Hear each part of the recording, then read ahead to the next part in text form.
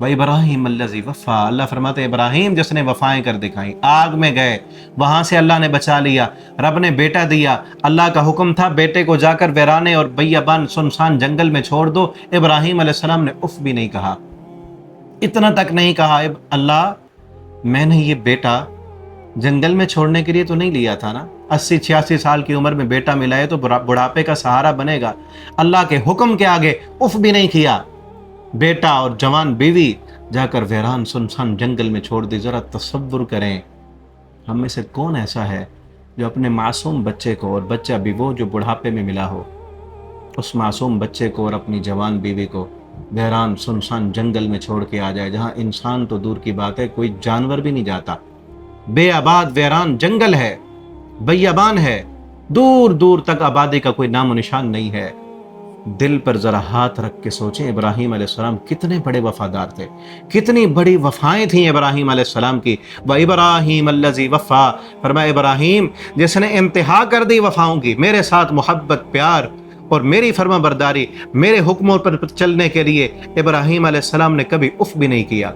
कभी अपना जहन सामने लाकर पूछा नहीं अल्लाह किस लिए, अल्लाह क्यों, किस मकसद के लिए, फायदा क्या होगा, क्यों करूं। आज कई लोग पूछ रहे होते हैं ना, कुर्बानी करने वालों के नाम पैगाम है ये। कई लोग पूछते हैं कि ये नमाज पढ़ने का फायदा क्या है, उम्रा करने की जरूरत क्या है, ये कुर्बानी करने का फायदा क्या है, पैसे गरीबों को दे दें तो फिर ठीक नहीं है, ये इतने पैसे लाखों लगाकर हज करने के लिए जा रहे हैं, क्या फायदा होगा। इब्राहीम अलैहिस्सलाम ने पूछा था अल्लाह इस बेटे को जो बुढ़ापे में मिला है, छोटा सा मासूम बच्चा है, जंगल में दरिंदे खा जाएंगे, एक लुकमा बनेगा उनका, ये क्या फायदा। ये इब्राहीमी सिफ्त जो है वो क्या है कि अल्लाह के हुक्म के आगे अपना जहन, अपनी अकल, अपनी सोच नहीं रखनी, और रब का जहां हुक्म हो फिर उफ नहीं करनी, अल्लाह के हुक्मों पर चल कर दिखाना है। उसका नतीजा क्या निकलेगा ये रब जानता है, नताइज की फिक्र नहीं करनी। ये वफाएं हैं, ये रब के साथ वफाएं हैं। जब अल्लाह का हुक्म हो फिर अपना जहन सामने नहीं लेके आना। और अल्लाह रब्बुल आलमीन ने भी फिर इंतहा कर दी वफाओं की। जब इब्राहीम अलैहिस्सलाम ने इतनी वफाएं की कि उफ भी नहीं कहा, और इब्राहीम अलैहिस्सलाम की बीवी अम्मा हाजरा, उन्होंने भी इंतहा कर दी कि जब इब्राहीम अलैहिस्सलाम अपने बेटे को वहाँ पे छोड़ के जा रहे थे ना, बेटे को बिठाया, पानी का एक मशकीज़ा था, थोड़ी सी खजूरें थी, वो रखी, बेटा अम्मा हाजरा की गोद में रखा, और इब्राहीम अलैहिस्सलाम ऊँटनी पे चढ़ के वापस जाने लगे। तो अम्मा हाजरा ने, पहले बोल नहीं रहे थे इब्राहीम, अम्मा हाजरा समझ रही थी शायद मुझसे कोई गलती हो गई है, नाराज है मेरे साथ, बोल नहीं रहे।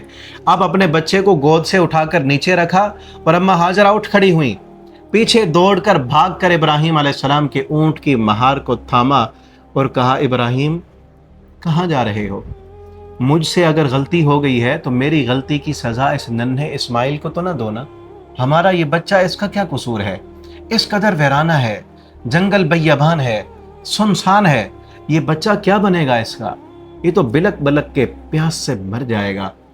इब्राहीम अलैहिस्सलाम बोलते नहीं हैं, जवाब नहीं देते। अम्मा हाजरा फिर पूछती हैं, बार बार पूछा तो अंदाज़ा लगा लिया कि हो सकता है मेरा इब्राहीम, मेरा सरताज कभी रब की मर्जी के बगैर कोई काम नहीं करता, ये रब का हुक्म ही ना हो। फिर पूछने लगी इब्राहीम चलो इतना बता दो, मेरे साथ नहीं बोलते न बोलो, जाते हो चले जाओ, सिर्फ इतना बता के जाओ, अल्लाह हमारा का बिहाजा, सिर्फ ये बता दो कि रब का हुक्म है या तुम्हारी अपनी मर्जी है, हमें इस वीराने में, इस जंगल में, इस बियाबान सुनसान में छोड़ के जा रहे हो, अपनी मर्जी पर छोड़ के जा रहे हो, या अल्लाह हमारा का बिहाजा, तुम्हें रब ने ये हुक्म दिया है कि हमें यहाँ पे छोड़ दो।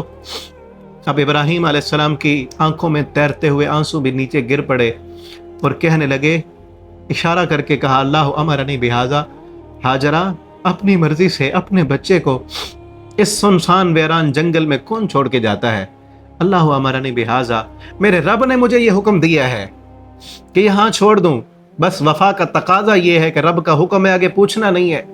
यहाँ पर अम्मा हाजरा का भी इम्तिहान हो गया।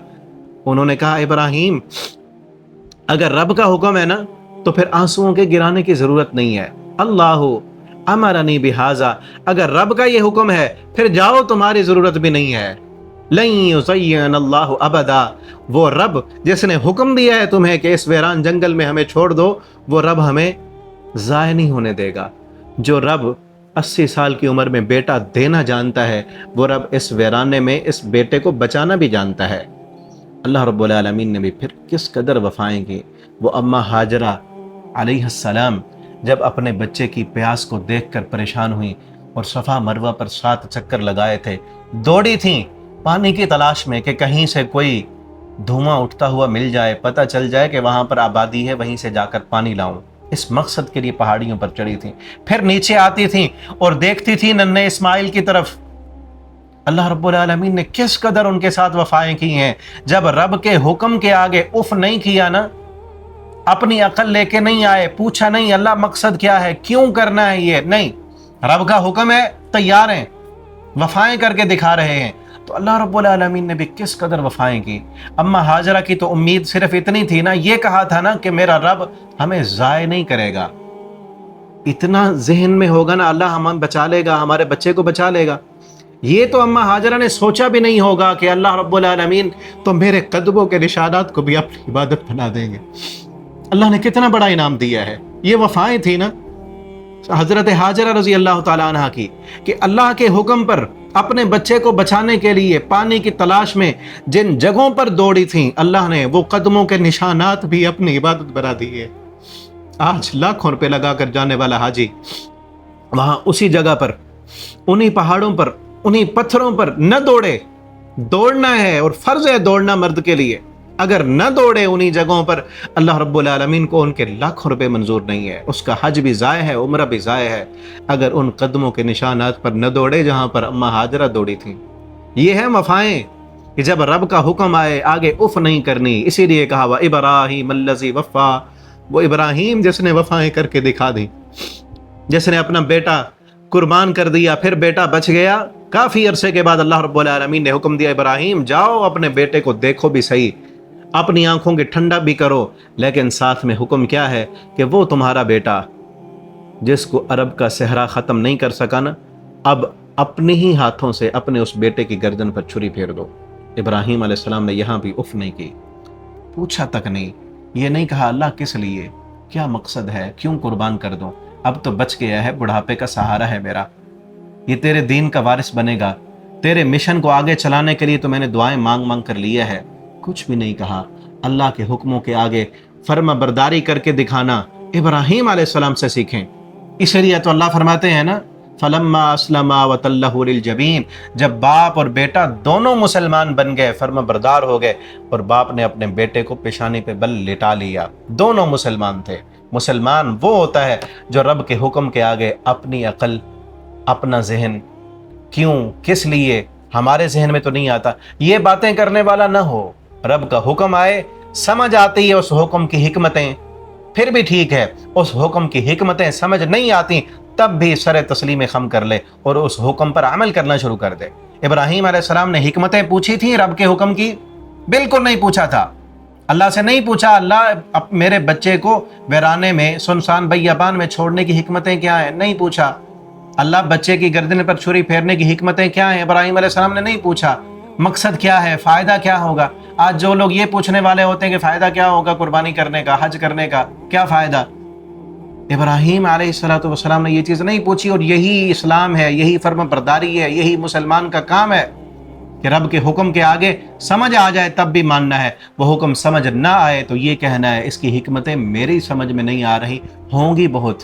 اللہ تعالیٰ ہمیں ان چیزوں کو سمجھنے کی توفیق دیں، اور اللہ ہمیں بھی ابراہیم جیسا وفادار بنا دیں، ابراہیم جیسا اللہ ہمیں وفادار بنا دیں۔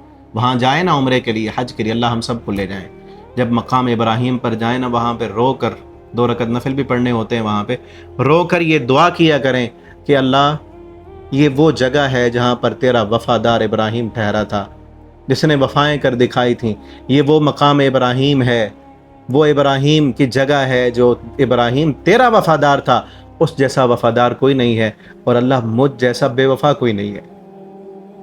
میری زندگی ساری نافرمانیوں سے، خطاؤں سے بھری ہوئی ہے، اور ابراہیم کی زندگی تو وفاؤں سے بھری ہوئی ہے، اللہ مجھ گناہگار کو بھی ابراہیم جیسا وفادار بنا دے۔ یہ عظیم دعا ہے، اس دعا کو اس وقت کیا کریں، اللہ ہمیں بھی ابراہیم علیہ السلام جیسا وفادار بنا دے۔